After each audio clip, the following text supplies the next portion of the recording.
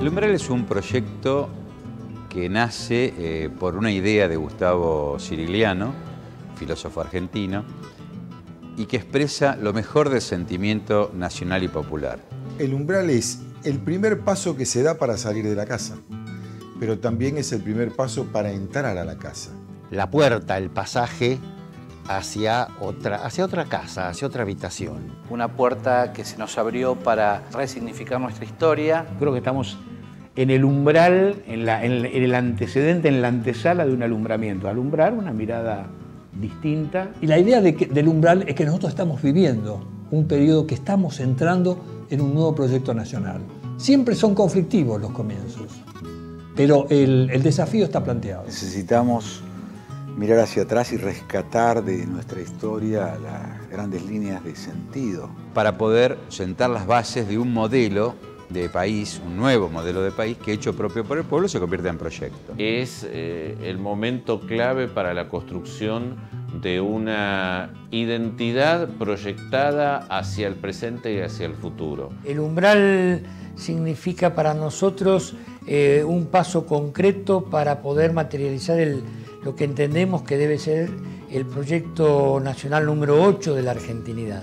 Esto ya es toda una definición porque reconocemos en el haber de nuestra patria 7 proyectos nacionales: el de los habitantes de la tierra, el de la América Hispana, el de las misiones jesuíticas, el independentista, el proyecto del 80, el de la justicia social, el de la entrega incondicionada y bueno, el 8 sería el que queremos explicitar y transitar. Que los trabajadores podamos tener voz y voto y decisión, que podamos plantear una Argentina y la Argentina que viene con temas muy variados, digamos, de la comunicación, la energía, todo lo que hace un proyecto de país.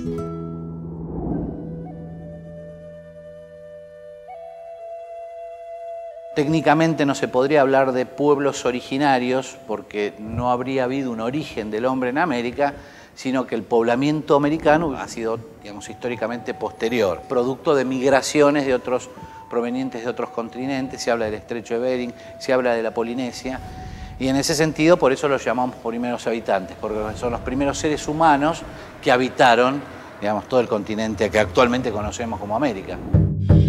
Más allá del proceso que se da con la penetración inca, digamos, por el noroeste del actual territorio argentino, y evidentemente la mixturación que se da con omahuacas y diaguitas, también hay un fenómeno importante que es la araucanización de los pámpidos y de los tehuelches, justamente producto de la avanzada araucana desde Chile hacia la Argentina. Es decir, que el proceso mixtural o el proceso de mestizaje precedió a la llegada del hispano. Y nuestro ADN es un ADN que muchas veces desconocemos. En general a los chicos se les enseña que la Argentina, bueno, es un país joven, nació en 1810, entonces sí, nos tenemos que equivocar porque somos jóvenes. Y en realidad nuestra nación, Argentina, es un proceso ya milenario en América.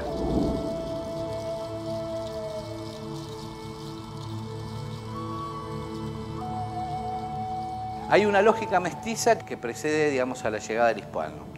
Y esa lógica mestiza se junta con otra lógica mestiza, que es la del español, que ya venía mestizado, digamos, durante muchos siglos por la presencia árabe en la península y de los judíos en España. Llamamos periodo colonial a 264 años, concretamente, del país, que empiezan en 1536 con la fundación de Buenos Aires y termina en 1800, en las vísperas de la Revolución de Mayo, donde ya somos el Virreinato del Río de la Plata. Dentro de allí había varios modelos y evidentemente uno era la Argentina colonial para el funcionariado español, otro era para el indígena, otro era para el criollo que estaba surgiendo, etcétera, etcétera, ¿no? El legado de aquellos años es fundar una nación. En 1776 lo que hay es un país. El país está dependiendo de España. Es un virreinato ya con todas las de la ley y ya no depende de Perú. Y claro, fundar una nación implica pelearse con la madre. La nación la fundan los padres generalmente. Hablamos de padres fundadores porque la separación de la madre España fue muy costosa. En 1800 estábamos preparados para hacerlo. Por eso, ni bien la madre estuvo ocupada con Francia, que la invadió, inmediatamente sus hijos americanos comenzaron el largo proceso de fundación de una nación.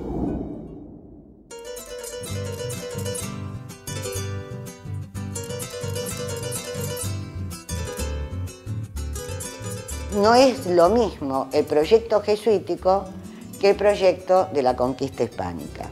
El tema de las misiones jesuíticas en general en América y las reducciones guaraníticas en particular hacen a la esencia misma de América, hacen a su conformación mestiza. Cuando llegan los jesuitas, por esta experiencia de lo que ellos llaman evangelización inculturada, que quiere decir evangelización con las formas que tiene la cultura local, no se podía enseñar el catecismo en la lengua castellana. Los jesuitas tenían dentro de sus universidades la obligación de aprender quechua, aymara y guaraní. O sea, junto con los jesuitas llegaba la educación. Esto hace que todos nuestros primeros habitantes de Córdoba, de La Rioja, pudieron tener una lengua que cuando Tupac Amaru se levanta es comprensible para todos. Para mí la herencia fundamental del proyecto jesuítico es el mestizaje cultural. Específicamente la posibilidad de que un proyecto ajeno se establezca en otro lugar con características propias del lugar donde se están asentando.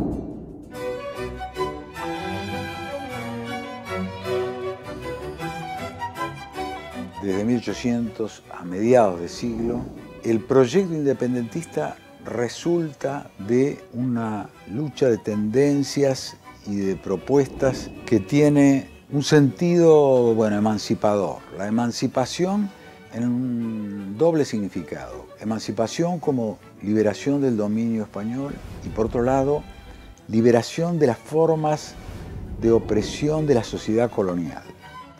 Hay que relacionarlo con una etapa siguiente en la cual la contradicción es entre federales y unitarios. Los federales representan la continuidad de la lucha independentista y emancipadora y americanista. Y los unitarios representan una oposición que no se opone a la independencia, pero que busca negociarla, que busca excluir a la masa popular.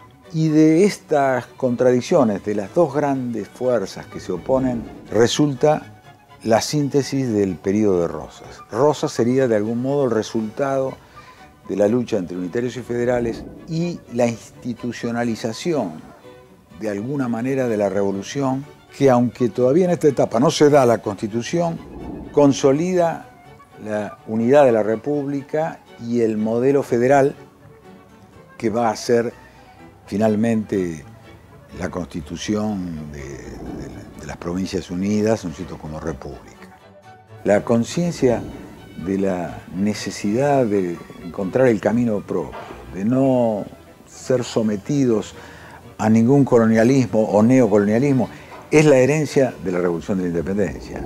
El proyecto que yo he investigado es el que se llama el Proyecto del 80, que es el proyecto de europeización consentida. La europeización es un hecho cultural. Comienza prácticamente en el 50, cuando Urquiza derrota a Rosas y da origen a la Organización Nacional, es decir, a la Constitución de la Nación Argentina, que es una constitución fuertemente liberal. La Argentina es primero un Estado y después va a ser una nación. Como había venido tanta inmigración, la inmigración tardó mucho tiempo en nacionalizarse. Eso obliga, digamos, a los hacedores del Proyecto del 80, a partir de Roca, a pensar en la cuestión de la nacionalización. Ese proyecto nacional salió herido de muerte en la brutal oposición bárbaros civilizados.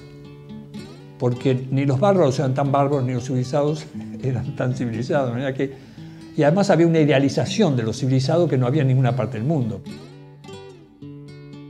La vigencia fundamental del Proyecto del 80 es que crea las instituciones políticas con las que nosotros seguimos viviendo. Nosotros seguimos viviendo el cuerpo orgánico que nos creó el proyecto del 80. Conviene advertir que en el proyecto del 80, trabajado por Cirigliano, queda incluido el irigoyenismo dentro de esta tarea proyectiva. Hay que subrayar que Irigoyen constituye el momento de la revolución política, el momento de la democratización del proyecto, lo que en general los historiadores van a llamar la república verdadera. Pero el irigoyenismo no logra la independencia económica y de esa manera ese proyecto queda todavía incluido dentro de la estructura orgánica que había construido la nacionalidad del Estado roquista. Pero es importante subrayar que con Irigoyen se pone en marcha un movimentismo nacional y popular que luego será una de las fuentes del proyecto de la justicia social.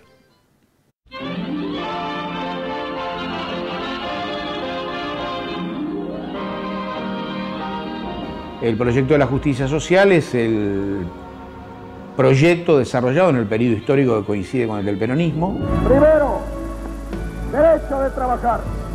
El trabajo es el medio indispensable para satisfacer las necesidades espirituales y materiales del individuo y la comunidad, la causa de todas las conquistas de la civilización y el fundamento de la prosperidad general. Y hay que el derecho de trabajar debe ser protegido por la sociedad, considerándolo con la dignidad que merece y proveyendo ocupación a quien la necesite. Los tres elementos centrales del proyecto de la justicia social son, por un lado, el rol protagonista del trabajador organizado, fundamentalmente. Por el otro lado, el proceso de redistribución de la riqueza. Y, en tercer lugar, el modo por el cual concretase estas dos cosas, que es tener una política de pleno empleo. Me parece que estos tres elementos son los que caracterizan al proyecto y me parece que no han perdido de ninguna manera vigencia y son de algún modo como una especie de mandato pendiente de este proyecto que ha quedado inconcluso. La comunidad organizada me parece que sintetiza un elemento fundamental que es la posibilidad del desarrollo del yo en el nosotros, donde escapa, digamos, con una alternativa propia, los planteos tradicionales que pueden venir tanto del lado del liberal capitalismo como del colectivismo marxista. Ni un hombre aislado, individualizado, lobo del hombre, ni un hombre anulado en lo colectivo. Siempre Perón dijo en sus discursos una frase que él se refiere siempre a la felicidad del pueblo y a la grandeza de la nación. Me parece que esos son dos elementos fundamentales, pero además en ese orden. De un pueblo feliz deviene la grandeza de la nación, sin ninguna duda.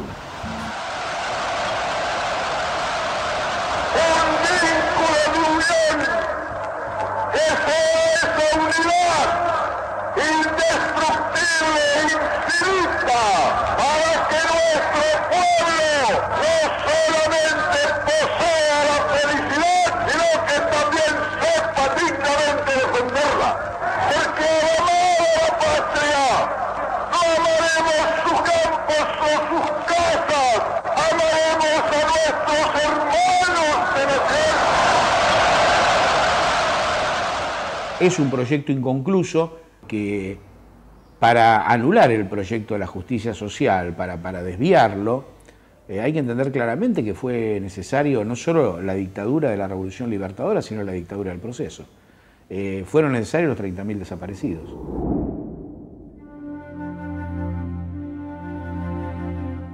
El anteproyecto es la anulación, en general por la violencia, de esa voluntad propia de llevar adelante la vida y la sustitución de mi voluntad por la de otro. Sería lo que en términos individuales es la equivalencia de la esclavitud.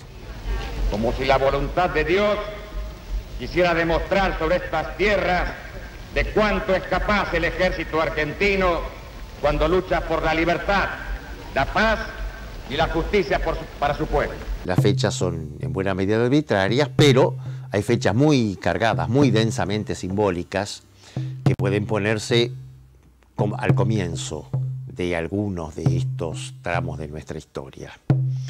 La más fuerte para el inicio del anteproyecto es 1976, el golpe de Estado de marzo de 1976. Comunicado número 1 de la Junta Militar.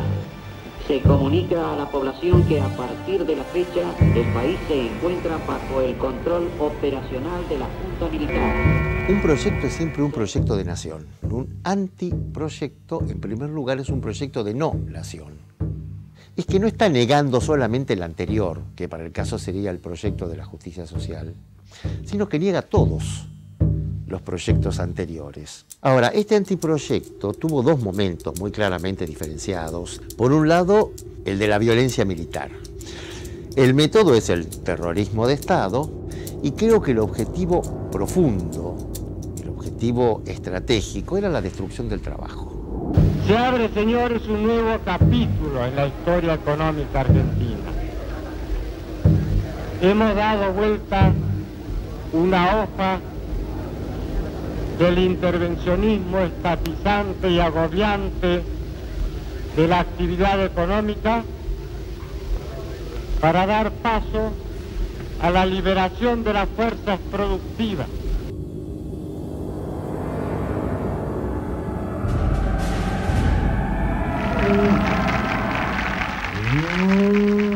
En el segundo momento, que podríamos llamar democrático, o sea, después del 83, la constante es la profundización de lo que incluso se llamó el modelo en su momento, ¿no? O sea, la reconversión de un capitalismo productivo, industrialista, en un capitalismo financiero y la destrucción del trabajo. Doctor Domingo Felipe Cabal.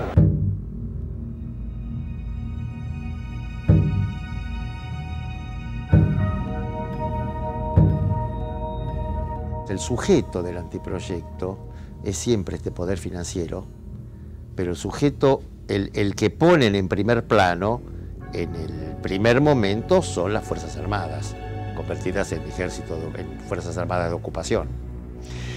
En el segundo momento, el trabajo y la cultura del trabajo es sustituido por el consumo.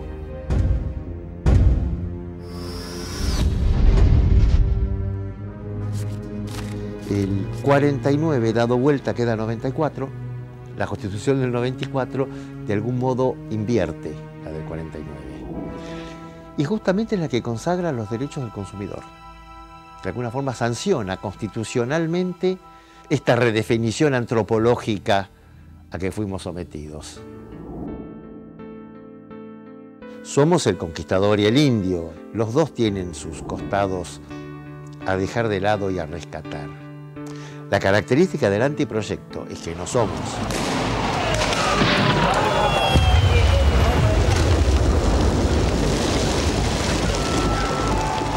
Somos el pueblo ocupado. El otro es la potencia que intenta que no seamos.